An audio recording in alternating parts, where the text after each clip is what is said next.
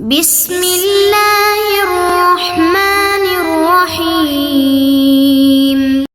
بسم اللہ الرحمن الرحیم الحمدللہ رب العالمین والصلاة والسلام علی رسولہ محمد وآلہ واصحابہ اجمعین اما بعد۔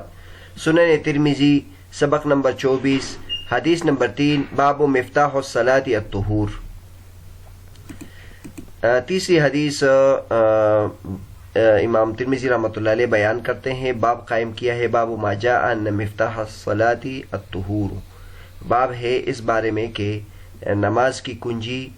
پاکی حاصل کرنا ہے۔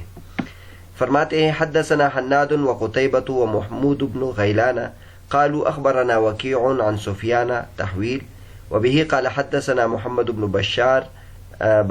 قال حدثنا عبد الرحمن قال حدثنا سفیان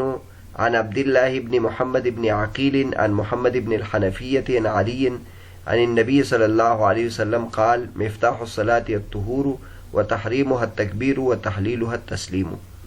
قال أبو عيسى هذا الحديث أصح شيء في هذا الباب وأحسنه، وعبد الله بن محمد بن عقيل هو صدوق وقد تكلم فيه بعض أهل العلم من قبل حفظه، وسمعت محمد بن إسماعيل يقول كان أحمد بن حنبل وإسحاق بن إبراهيم والحميدي يحتجون بحديث عبد الله بن محمد بن عقيل، قال محمد وهو مقارب الحديث، وفي الباب عن جابر وأبي سعيد۔ امام ترمذی رحمۃ اللہ علیہ سند کے بعد فرماتے ہیں کہ حضرت علی رضی اللہ تعالیٰ سے منقول ہے کہ نبی کریم صلی اللہ علیہ وسلم نے فرمایا کہ نماز کی کنجی پاکی ہے، اور نماز میں حرام کرنے والی چیز تکبیر ہے، اور نماز کو حلال کرنے والی چیز تسلیم یعنی سلام ہے۔ امام ابو ترمذی رحمۃ اللہ فرماتے ہیں کہ یہ حدیث اس باب میں سب سے زیادہ اصح ہے اور سب سے احسن ہے، اور عبداللہ بن محمد بن عقیل صدوق راوی ہے۔ بعض اہل علم نے اس میں کلام کیا ہے اس کے حافظے کی وجہ سے، اور میں نے امام محمد بن اسماعیل البخاری سے سنا، وہ فرما رہے تھے کہ امام احمد بن حنبل اور اسحاق بن ابراہیم اور امام حمیدی عبداللہ بن محمد بن عقیل کی حدیث سے دلیل پکڑتے تھے، اور امام بخاری رحمۃ اللہ فرماتے کہ یہ مقارب الحدیث ہے۔ اور اس باب میں جابر رضی اللہ عنہ اور ابو سعید خدری رضی اللہ عنہ سے بھی حدیث منقول ہے۔ تو بنیادی طور پر اس حدیث میں امام ترمذی رحمۃ اللہ علیہ پاکی کی فضیلت بیان کرنا چاہ رہے ہیں، اور اس کے بارے میں مسئلہ بھی ہے کہ نماز کی کنجی پاکی ہے، یعنی جس طرح کہ کوئی بند کمرہ ہوتا ہے اور اس کا دروازہ چابی کے ذریعے سے کھلتا ہے، اس طرح نماز کا افتتاح بھی پاکی کے ذریعے سے ہوگا، یعنی اگر پاکی حاصل نہ ہو تو نماز شروع نہیں ہو سکتا۔ تو اس میں پاکی کی فضیلت بھی ہے اور پاکی کا مسئلہ بھی ہے۔ ساتھ ساتھ اس میں دوسرا ٹکڑا ہے کہ نماز میں جو دیگر چیزیں حرام ہو جاتی ہے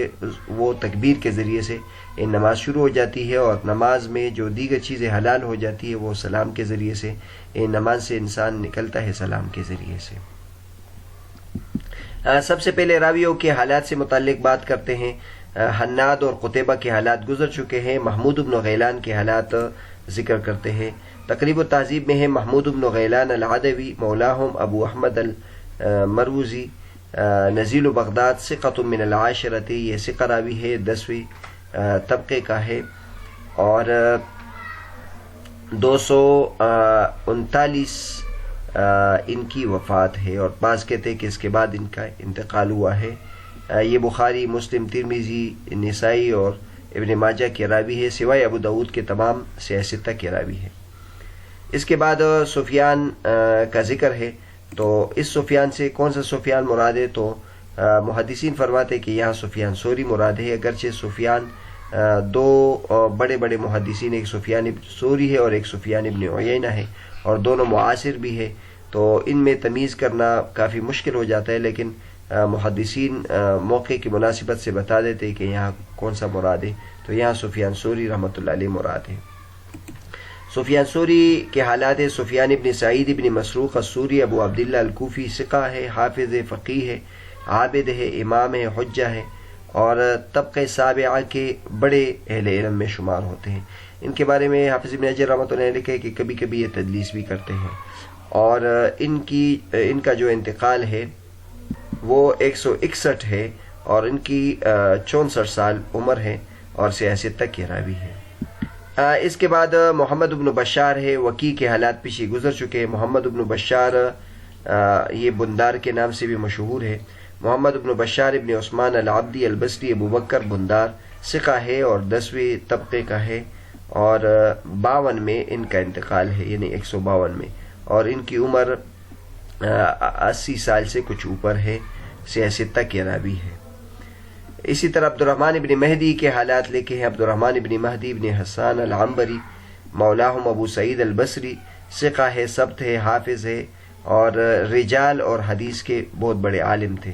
علامہ ابن المدینی رحمۃ اللہ فرماتے ما رأیت اعلم منہ، میں نے ان سے بڑے عالم کو نہیں دیکھا۔ یہ 90 طبقے میں شمار ہوتے ہیں، اور ان کا انتقال 98 میں ہوا ہے،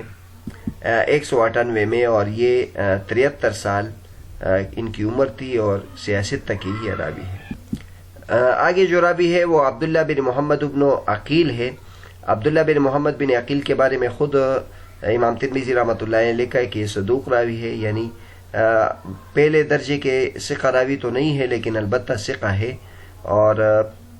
دوسرے یا تیسرے درجے کا ہے۔ بعض اہل علم نے اس میں کلام کیا ہے ان کے حافظے کی خرابی کی وجہ سے، اور امام بخاری رحمۃ اللہ علیہ سے میں نے سنا ہے کہ امام محمد بن حنبل اور اسحاق بن ابراہیم اور امام حمیدی ان کی حدیث سے استدلال کرتے تھے۔ خود امام بخاری رحمۃ اللہ علیہ نے ان کے لیے مقارب الحدیث کا لفظ استعمال کیا ہے۔ اس کی ان الفاظ کی تشریح آگے آ جائے گی۔ تو عبداللہ بن محمد بن عقیل کے بارے میں حافظ ابن حجر رحمۃ اللہ علیہ نے تقریب التہذیب میں بھی یہی لکھا ہے کہ ان کو صدوق کا درجہ دیا ہے، اور فی حدیث ہلین، ان کے حدیث میں کچھ ضعف ہے، اور کہا جاتا ہے کہ تغیر بآخر تھا، یعنی آخر میں ان کا حافظہ خراب ہو گیا تھا، اور یہ 4تھے طبقے کا ہے، اور 140 کے بعد ان کا انتقال ہے۔ بخاری اور ابو داود، ترمذی اور ابن ماجہ میں ان کی روایت ہے۔ بخاری شریف میں تو نہیں ہے، لیکن یہ باخا یعنی ادب المفرد میں ہے، امام بخاری رحمۃ اللہ کی کتاب ہے۔ ان کے لیے جو الفاظ استعمال ہوئے ہیں، ایک تو صدوق ان کا لفظ استعمال ہوا ہے، ایک مقارب الحدیث کا لفظ استعمال ہوا ہے، تو ان دونوں کے بارے میں ذکر کرتے ہیں۔ صدوق کے بارے میں ابن ابی حاتم کہتے ہیں وَإِذَا قِيلَ لَهُ إِنَّهُ صَدُوقٌ أَوْ مَحَلُّهُ الصِّدْقُ أَوْ لَا بَأْسَ بِهِ فَهُوَ مِمَّنْ يُكْتَبُ حَدِيثُهُ وَيُنْظَرُ فِيهِ۔ یہ ان روات میں سے ہوتا ہے کہ ان کی حدیث سے استدلال تو کیا جا سکتا ہے، ان کی حدیث لکھنے کے قابل ہیں، لیکن اس میں ذرا غور فکر کیا جائے گا، اور یہ دوسرا درجہ ہے۔ اسی طرح امام ترمذی رحمۃ اللہ علیہ سے نقل کیا ہے کہ امام محمد بن اسماعیل البخاری کہتے ہیں کہ جراح بن ملیح صدوق ہے، تو صدوق کے الفاظ ان کے بارے میں بھی منقول ہیں۔ مقارب الحدیث کس کو کہتے ہیں؟ تو ایک تو یہ لفظ مقارب الحدیث بھی ہے اور مقارب الحدیث بھی ہے، یعنی دونوں طرح اس کو پڑھا جا سکتا ہے۔ ابن العربی کہتے ہیں یروى بفتح الراء وکسرها، اور وبفتح ما قرأته فمن فتح اراد غیرہ یقاربہ فی الحفظ۔ دونوں طرح ٹھیک ہے، یا یہ ثقہ راویوں کے قریب ہے یا ثقہ راوی اس کے قریب ہے، اور جو فتح پڑھتے ہیں تو اس کا مطلب یہ ہے کہ غیر اس کے قریب ہے، اور جو کسرہ پڑھتے ہیں تو اس کا مطلب یہ ہے کہ یہ غیر کے قریب ہے، دونوں کا مطلب ایک ہے، اور یہ الفاظ تعدیل میں سے ہے۔ علامہ ذہبی، علامہ عراقی رحمۃ اللہ علیہ نے اس کو تعدیل میں ذکر کیا ہے بخلاف امام بلقینی کے، اور ابن سید الناس سے منقول ہے کہ مقارب بفتح الراء پھر الفاظ تجریح میں سے ہے، یہ ان کا پھر خاص اصطلاح ہے کہ مقارب الحدیث بفتح الراء کو الفاظ ترجیح میں شمار کیا ہے۔ ابن الملقن ابن العربی کی کلام نقل کرنے کے بعد لکھتے ہیں قلت فکلاہما توثیق لہ لیکن الفتح اشد توثیقا، کہتے ہیں یہ دونوں یعنی مقارب الحدیث بھی توثیق کا کلمہ ہے اور مقارب الحدیث بھی توثیق کا کلمہ ہے، لیکن فتح کے ساتھ اگر ہو تو پھر یہ توثیق میں ذرا زیادہ سخت ہوگا، یعنی بڑے درجے کی توثیق ہوگی۔ امام ترمذی رحمۃ اللہ فرماتے ہیں کہ میں نے امام محمد بن اسماعیل سے ابو دلال کے بارے میں پوچھا تو انہوں نے مقارب الحدیث کا لفظ استعمال کیا ہے اس کے بارے میں، جیسے یہاں بھی انہوں نے مقارب الحدیث کا لفظ استعمال کیا ہے۔ آگے محمد بن عبداللہ بن محمد بن عقیل کے بعد محمد بن الحنفیہ ہے۔ محمد بن الحنفیہ کے بارے میں آپ حضرات کو معلوم ہوگا کہ یہ حضرت علی بن ابی طالب رضی اللہ تعالیٰ عنہ کے بیٹے تھے، لیکن چونکہ یہ ان کے دوسری بیوی حنفیہ سے تھا اس لیے ان کو محمد بن الحنفیہ کہتے ہیں، اور حسن حسین تو فاطمۃ الزہرا رضی اللہ تعالی عنہا سے تھے، اس لیے ان کو حسن بن ابی طالب اور حسین بن ابی طالب کہہ دیتے ہیں، لیکن ان سے ممتاز کرنے کے لیے ان کو والدہ کی طرف نسبت کیا جاتا ہے محمد بن الحنفیہ۔ تو محمد بن علی بن ابی طالب الہاشمی ابو القاسم بن الحنفیہ المدنی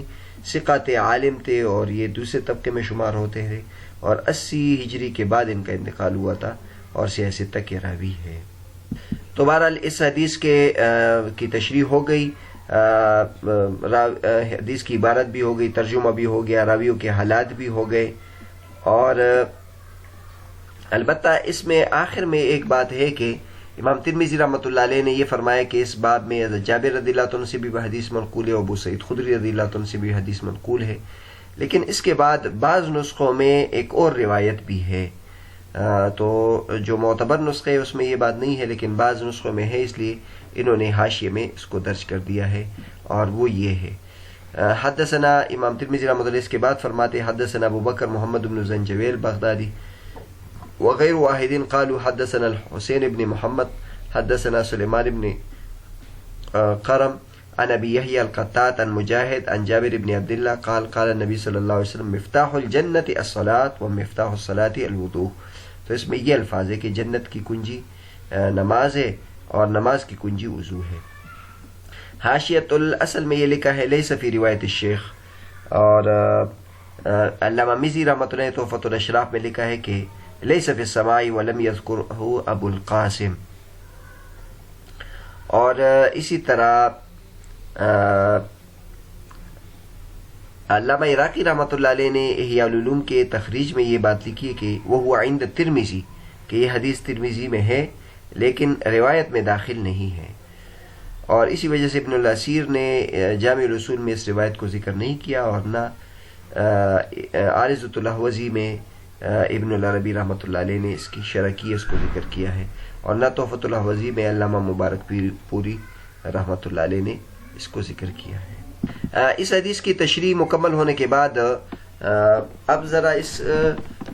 حدیث کے متن کو دیکھ لیتے ہیں، اس میں کون سا فقہی مسئلہ ہے۔ تو اس میں 2-3 مسائل مختلفی ہے اور اس کے ضمن میں زیر بحث آتے ہیں۔ ایک تو یہ ہے وہ تحریم و تکبیر کہ جو تکبیر ہے یہ نماز کے ارکان میں سے ہے یا شروط میں سے ہے، ایک یہ بحث اس میں آتی ہے، اور یہ بحث بھی پھر آتی ہے کہ تکبیر کے علاوہ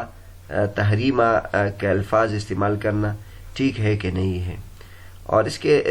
دوسرا جو مسئلہ اس میں زیر بحث آتا ہے وہ یہ ہے کہ نماز کو حلال کرنے والی چیز سلام ہے، یعنی سلام کے ذریعے سے نکل کے ہی نماز ختم ہو سکتی ہے۔ تو یہاں ایک مسئلہ زیر بحث آتا ہے کہ کیا سلام کے علاوہ بھی نماز سے انسان نکل سکتا ہے کہ نہیں، جیسے حنفیہ کے ہاں یہ ایک مسلک ہے کہ خروج بسنہ المصلی۔